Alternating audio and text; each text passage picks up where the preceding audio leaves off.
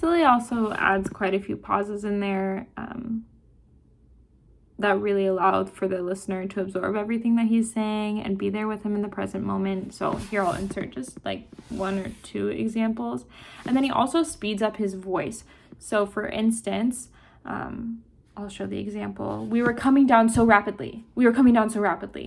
Whereas like prior to that moment, it was really, really slow. And then he picks up the pace of his voice and moves along with the concept of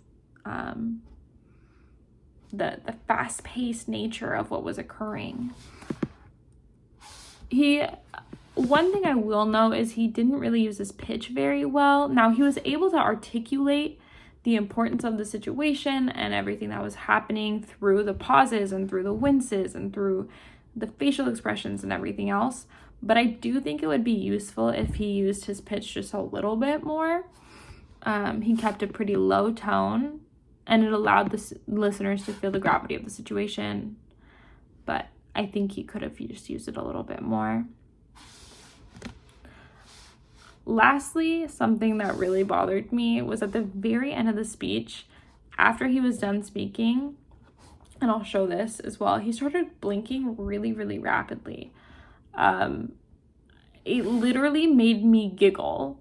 It was uncomfortable as a viewer, as a listener. I guess you're not really listening to that, but as a viewer.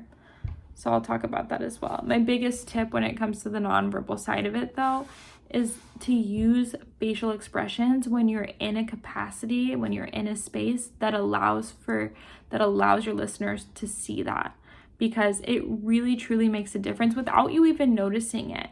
It really truly makes a difference in how much your listener believes you and how much they're hearing you and understanding you. There's a really big difference between having confident facial expressions and having ones that are just a little bit not so sure. It can even be the smallest micro expressions that make the biggest difference. With all of that being said, the speech expresses closure on his part. 10 years later versus when he gave his testimony, may or may not put a tiny example in there depending on how much time I have. It's clear that he has taken time to reflect and understand and potentially even got a therapy, but that's none of my business. His resilience and knowledge are palpable. He seems confident and past the incident in a way that allows him to recreate the experience for the listener. In this speech, he creates space for listener to step into his experience and empathize with him, his co-pilot, and the passenger. This is a fantastic example of storytelling.